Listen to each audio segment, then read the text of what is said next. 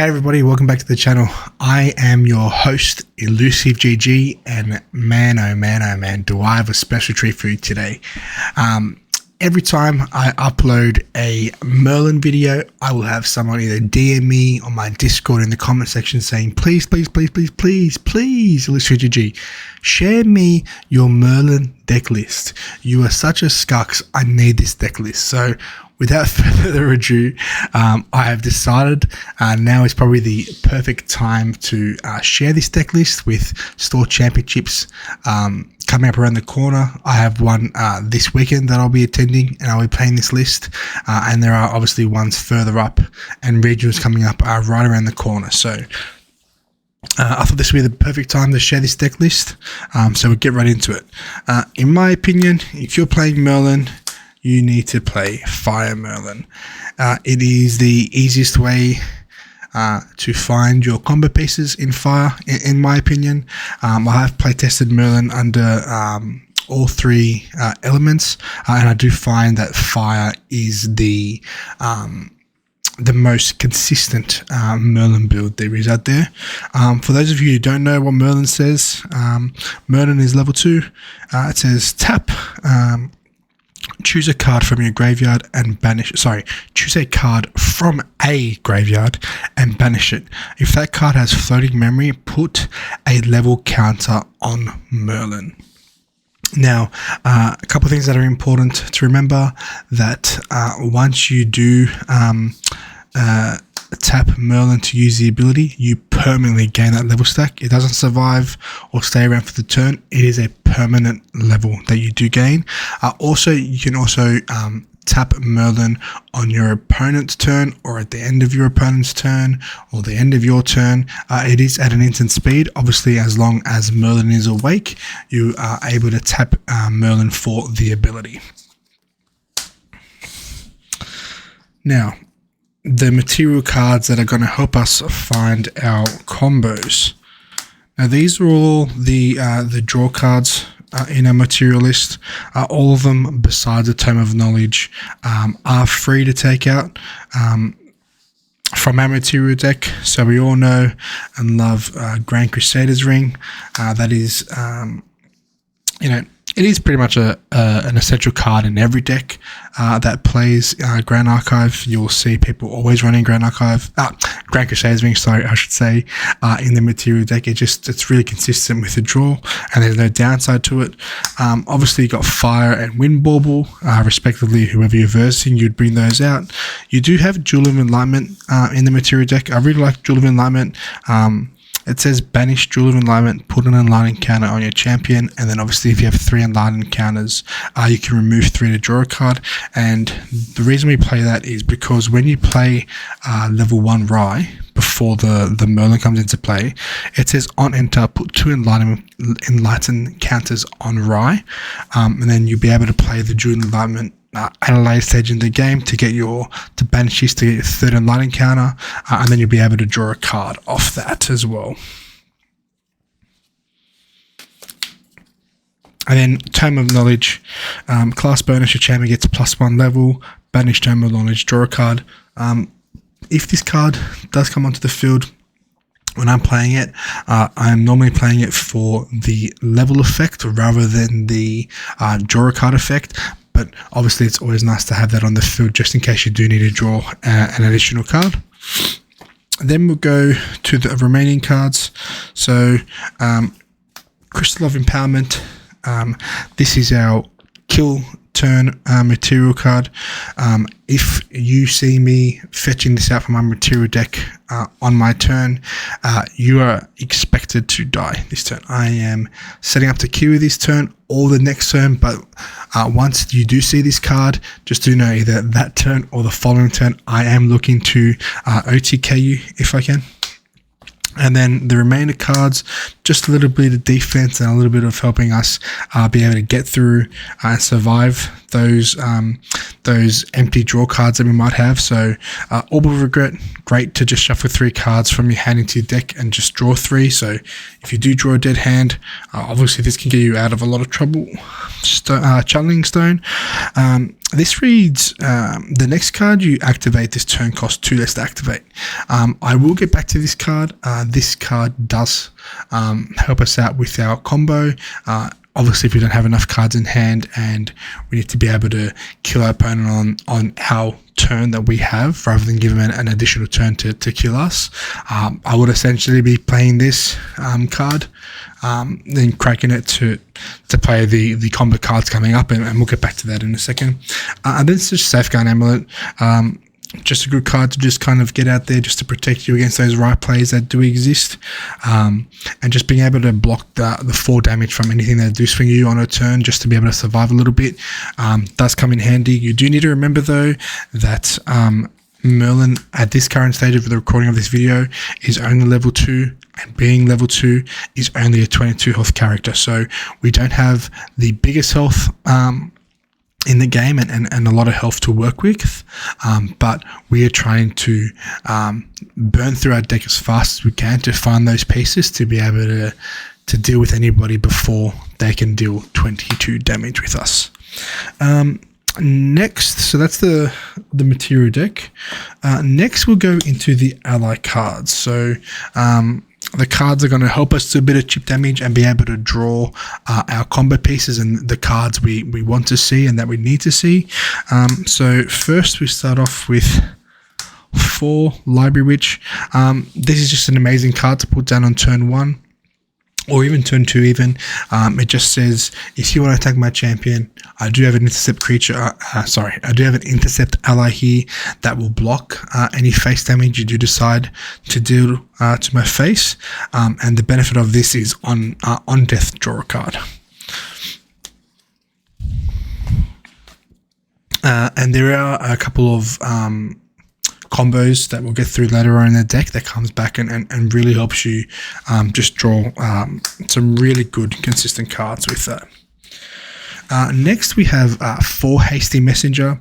I always want to be opening up with Hasty Messenger on my turn 1, being able to play this, having the on attack trigger to be able to discard a card if I do draw a card. And we'll come back to the cards you want to be discarding with this. But I always want to be opening up with at least 1 Hasty Messenger in my hand. If I do, we're off to a good start. Next, we have 2 Cemetery Sentry. I originally had this at a 3 of, and I was testing it at a 4 of. It did feel quite clunky, especially when I was at a 4. Then I cut it down to a 3, and I still felt like the turns that I drew 3 of them were just not consistent enough in what my game plan was.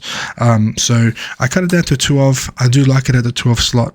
On enter, you may discard a fire elemental card. If you do, I draw a card, and it is a 2/2 body. So even just being able to play this as well on turn 1 or turn 2, discarding, Tempered Steel, which we'll get to, or one of those cards to just have floating memory that can start cycling to be able to get levels on Merlin is really nice. Then we have 4 Flame Rude Swordsman. Again, you'd love to open up this card in your hand.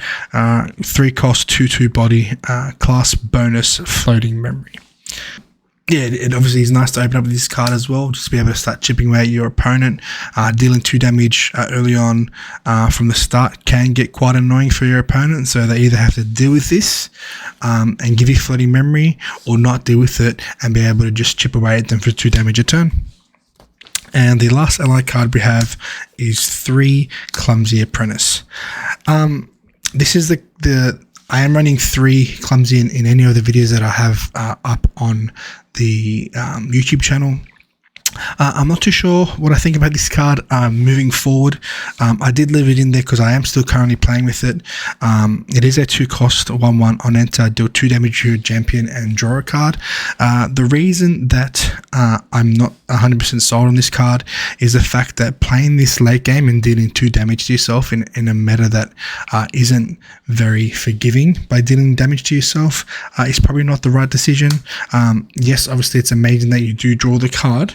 But you know, if you do play 3 of these in the course of a game, you've dealt 6 damage to yourself, and being at 22 health, 6 damage is a lot. So what I do recommend people moving forward, and what I will be switching moving forward as well, is 3 Blitzmage.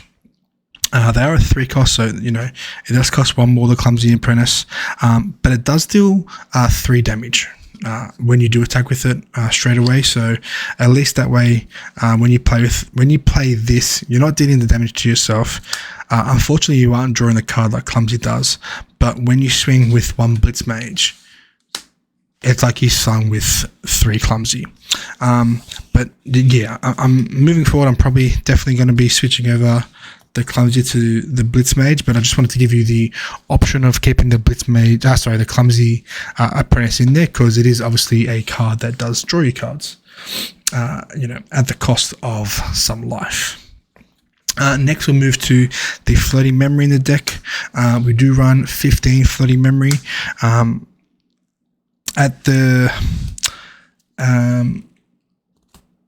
I am trying to keep this deck at 60, being super consistent as possible, and for that reason I did have to cut down Art of Thoughts down to a 3 of. Ideally, I would love to have this at a 4. If you're able to cut a card back to add a 4th copy of this, it'd be amazing, but I just feel like the deck is just already tight enough with spaces in the list, so cutting a 4th Art of Thoughts, I don't really miss the card too much, but obviously it is really nice to open with. Flooding Memory, look at the top 4 cards of your deck and then put them back in any order, so obviously just a great turn 1 play, and be able to play this, put it into your put it into your discard pile with Floating Memory. Your turn, banish this, play a level 1 Rye. It's probably the best turn 1 in the game, in my opinion. Next, we have 4 Ignite the Soul. Again, it's just a 1-cost burn spell. Do 1 damage to any target. Class bonus, Floating Memory. Ideally, you want to be playing this on your opponent's turn once you are a mage, to burn them for 1, or you know, ping off a couple of pesky allies they might have on the board, but just burning them, ideally burning them for 1, and just fueling your Floating Memory in your discard pile, which is what you want to do to be able to start getting Merlin up to those high levels. And then I mentioned before, but 4 Tempered Steel. We are obviously not running any weapons in this deck, so we cannot put any durability counters on it. This is essentially just a fuel up your fire count in your graveyard for when you do play cards that do use that effect. So opening up with a Hasty Messenger on your turn 1, attacking your opponent on attack trigger, discard Tempered Steel to draw a card. Now you've got Floating Memory. You can either use it with to level up into Rye, or if you need to do that, into Merlin in a later stage in the game, or even just using this to banish to start leveling up Merlin. Ideally, you don't want to be banishing your own Floating Memory cards to get levels. You want to be able to do that to your opponent, but obviously it's always nice to have the option there. Next, we'll move to the cards that are going to draw us to our combo pieces faster. We do start off with 4 Creative Shock. This card is probably the best fire elemental card in the game, especially if you are a mage. Draw 2 cards and discard a card, class bonus, deal 2 damage to any target unit, and it is a fast spell, so playing this at the end of your opponent's turn to ping off an Honorable Vanguard, to ping off a Swift Recruit, anything that's quite annoying that is on the board, ping him, you draw 2, you do discard 1, but at least you're discarding it to again fuel your graveyard with fire elemental cards. The good thing about this is your opponent plays Honorable an Honorable Vanguard or a Swift Recruit on their turn. When they go to pass turn, before they pass priority, you play Creative Shock, ping off their Swift Recruit, Honorable Vanguard, then you tap their Merlin to banish their Flooding Memory, giving you a level, and they've now just lost an ally and their Flooding Memory, and now they're negative on the board. The next card that we want to draw cards with is 4 Cremation Ritual. As additional cost to activate this card, sacrifice an ally you control, then draw 2 cards. So obviously the best play playing this would be to have Library Witch on the field. Library Witch on death trigger is draw a card. So you play Cremation Ritual. As an additional cost, you sacrifice Library Witch. Now you're drawing 3 cards for 3 costs, which is just amazing. And last for our draw spells, we have 4 Increasing Danger. You want to see this card early. You do not want to see this card late. This card late, in my opinion, is really, really bad. You don't want to be fueling your opponent memory at a later stage in the game when you're trying to dig for answers. So I would not recommend using this later on in the game. Just do use this earlier on just to be able to define your kill combo cards faster. But if it's just later on in the game, you're pretty much just using these as just memory cost cards at that stage. You do not want to be fueling your opponent's memory later on in the game. So next we have the cards that we are trying to find, the cards that we're digging for, the OTK cards, our kill cards that we want, the cards that are going to finish off our opponents, sorry, I should say. To start that off, we have 2 Varric. There is a one in the sideboard, which I will get to after the main 60 cards are dealt with, but having 2 in the main, I find it really nice having 2 in the main board. You obviously don't want to see this card a lot early on, especially at a 3 off. If you do, happen to draw 3 of these cards early on, you are not going to be happy. So just being at that at a 2 off, I just find it consistent enough that I do draw it at a later stage in the game, and I'm able to play it once I've finished off my material and cards in my deck. So for those of you who don't know, it has an upkeep. Whenever you materialize a card, you have to sacrifice this. So obviously once you do have this in play, you can no longer materialize cards from your material deck. And then it reads, damage dealt by fire, element, sources you control cannot be prevented. Goodbye Veiling Breeze. Goodbye Spellshoot Arcane. So this card is literally just there to block those pesky control decks that want to be able to block or even the aggro decks really. Anyone that's playing Veiling Breeze under the wind symbol, if your opponent's playing wind, you need to assume that they're playing 4 Veiling Breeze. So this card just bypasses that card straight away. There's how many times I've either been able to play this card a turn earlier to be able to set up for my kill turn either next turn or that turn.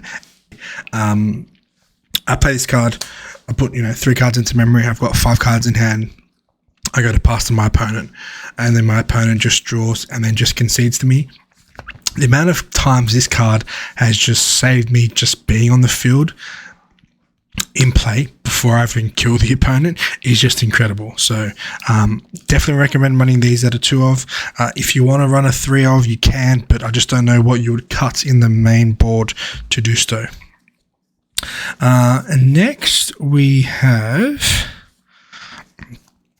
the one that starts off our combo, 4 Ember Song. For those of you that have played this game long enough to know that this is probably every Fire Elemental card's winning card, the combo starting card for anyone playing an OTK strategy, whether it's Alan or Merlin or even those people just playing straight Fire Eye. You'll be seeing 4 of these in the deck. The card reads, deal 2 damage to target ally. So in order to play this card, you do need to remember that you have to have a ally on the field for you to target for this to do 2 damage to it. Ideally a library witch or a hasty messenger, something that something that draws you cards on death. Maybe even a flame-driven swordsman after you attack with it that turn, chip in your 2 damage, and then you play this to be able to fuel your floating memory even more as well. But do remember, you do need to have an ally on your board under your control to be able to play this card. And then as if I just go back to the material deck, Channeling Stone, if I do need to have a turn where I'm setting up, so I'll play Channeling Stone the turn before. If I am running low on cards, then on that turn I play Varric, setting up before I even start playing Embersong. Comes to my turn, I will banish Channeling Stone, which reads the next card you activate this turn costs 2 less. I play Embersong for free out of my hand, not having to pay the 2 cost. Do 2 damage to my Library Witch, for example. Goes to the graveyard on death. With Library Witch, I will draw a card. Then I will pay an additional 2 for Erupting Rhapsody. This card reads, banish any amount of fire element cards from your graveyard. Your champion gets +1 level until the end of turn for each card banished this way. Then it reads at the bottom, Harmonize. If you have activated a melody card this turn, choose any number of units and deal LV damage split among them. Now, you might be wondering, I might only have 10 cards that are fire elemental cards in my graveyard. How am I going to kill my opponent with just 10 damage? Well, hopefully you're able to get Merlin out fast enough and early enough where you are starting to commit Merlin to start picking off your opponent's floating memory cards, where now Merlin herself is now an 8 level character. So now you got Merlin that's on level 8. You've now been able to play Embersong into Erupting Rhapsody, banishing 10 fire cards from your graveyard, which you should have more at this stage, but we'll just say for argument's sake it is 10. You are now dealing 18 damage to your opponent's face with just 1 card. The good thing is if for instance your opponent is playing level 3 Lorraine or whatever it is on 28 health and you do fall a couple of damage short, you also do have 4 Fireball to be able to finish your opponent off in response to the Rhapsody damage trigger, and then this will be another 19 damage because it'll be 18 +1 level for Fireball. So you're almost dealing 40 damage to your opponent in a single turn, and that should be enough, especially with Varric in play, to be able to kill any champion in the game.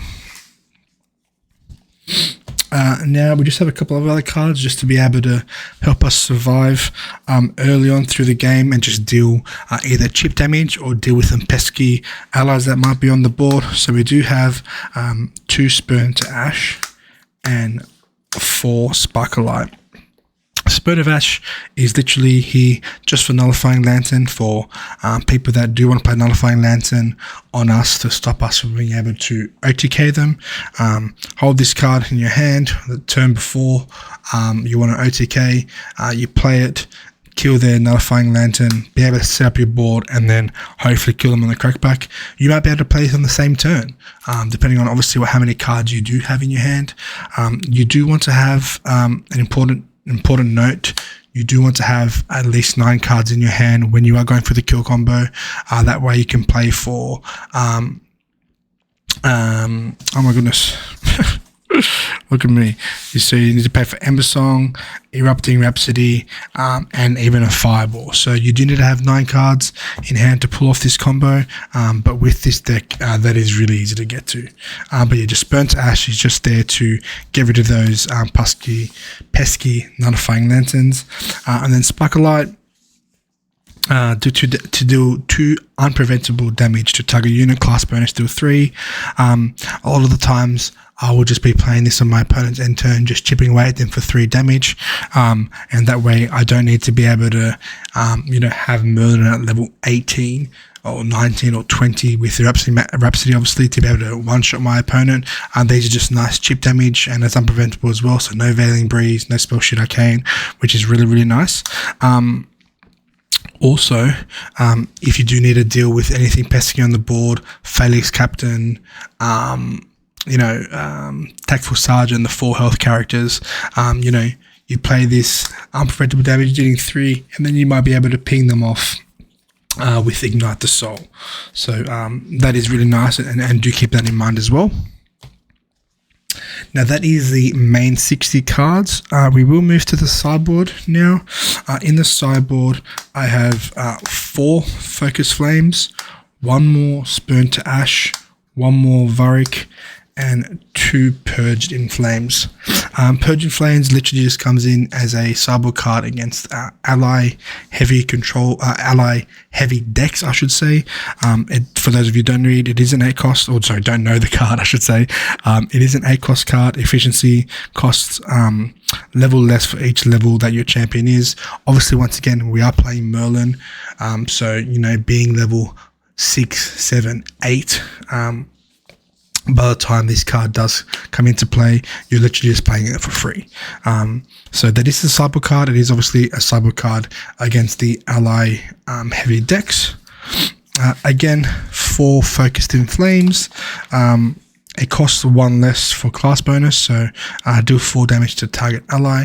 Again, it's 1 card that can deal with Felix Captain, Tactful Sergeant, any of those big 4 health characters that you want to get rid of. I'm going to get trolled for this, but Arson Protector or whatever it is, the 3/4 Retaliate intercept character, the one that bounces back. This card just kills that just instantly, which is really nice. The 3rd copy of Spurn to Ash, if you do find that your opponent is playing Nullifying Lantern, and you haven't found your 2 Spurn to Ashes by digging through half of your deck already, you can start in the 3rd one just to be able to help that consistency a bit more. And the same goes for the 3rd copy of Varric. Now, that is a deck list, guys. That is the Fire Merlin deck list that I've been running at my locals, at my store championships. The deck has been doing really well for me, especially at locals. I have gone a couple of times 3-0, 3-0, 2-1 in the last locals that I've attended. It also really nice. So have fun with this deck, guys. Please, if you do try this deck and you do sleeve it together and you do bring it either to a local or a store championship or even the regionals that are coming up, please let me know in the comments below, guys. I would love to hear your feedback on the list, how the list performs for you, what cards you might sub out and put in for other cards that I've completely missed in the list. And I just hope you really enjoy this deck. It is a really, really fun deck. It's really rewarding to play, and there's nothing better than being able to OTK your opponent in one single turn. So enjoy the deck, guys. Please leave a like, a comment, share this video with your friends or the community, and I hope you have a great one. See you guys.